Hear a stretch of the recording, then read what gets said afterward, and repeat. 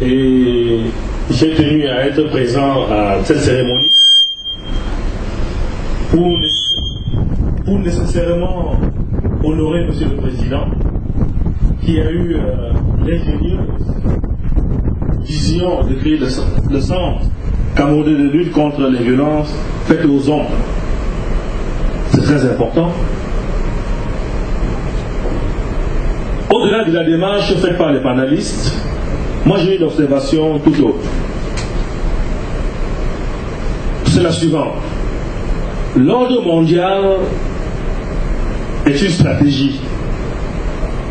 Les autres, que nous appelons les Blancs, ont organisé le monde de telle manière que dans 50 ans, dans 100 ans, ils seront toujours en avance. Qu'est-ce que nous faisons de notre culture en Afrique en tant que Bantou, en tant que Noirs?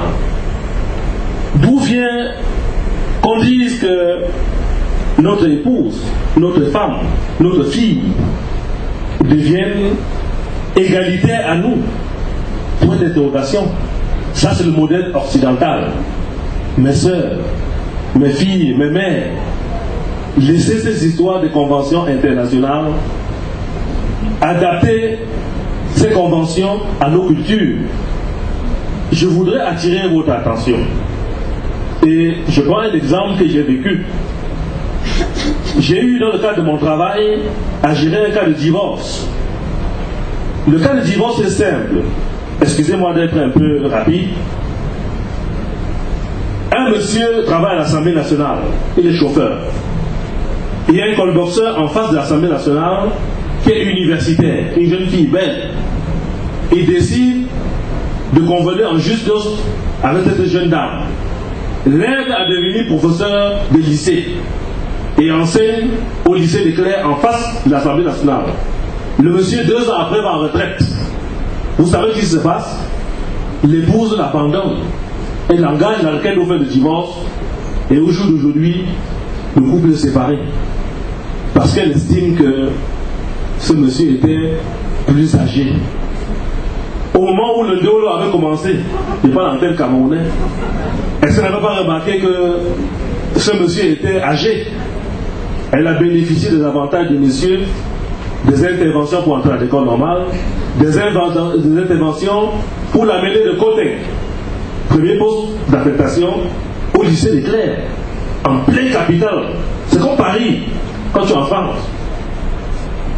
Je dis, laissons le modèle de l'égalité, le modèle des conventions internationales que les Blancs veulent nous dicter.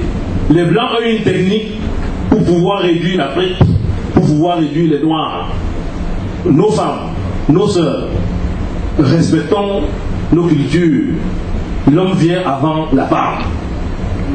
Bien que les conventions internationales existent, par exemple dans le cas des contrats, il est important, au moment où monsieur veut vendre un immeuble, un monsieur marié, il doit tenir informé son épouse.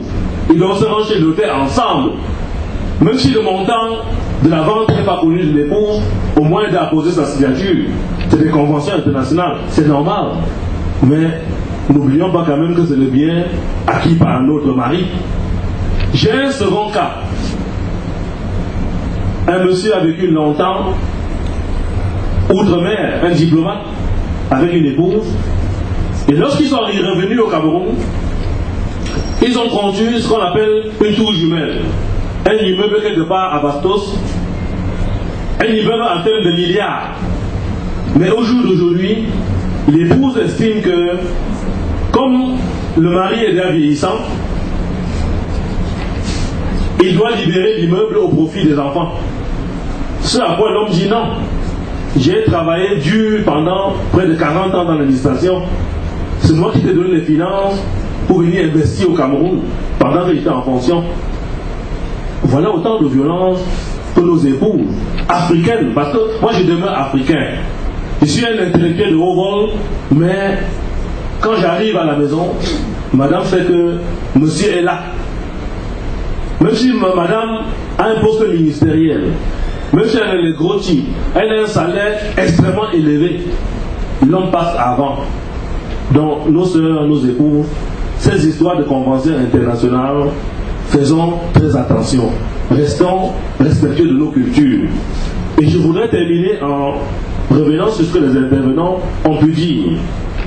Le sociologue, par exemple, a fait allusion au fait qu'il s'agit d'une violence lorsque l'épouse, n'étant pas musulman, n'accepte pas d'aller dans la mosquée. Alors là, on ne doit pas imposer la religion à un individu. C'est dans la Constitution. On est libre de choisir sa religion. Pour évoluer, Madame, qui est responsable d'une grande association sur le plan international, a fait allusion à d'autres pays où, lorsque tu as injurié une femme, en 5 minutes, on t'interpelle. Est-ce que c'est le modèle qu'on va amener au Cameroun? J'ai dit, mes sœurs, je vous regarde, ce modèle ne doit jamais arriver au Cameroun. Parce que l'homme est très important. Je laisse la place aux autres.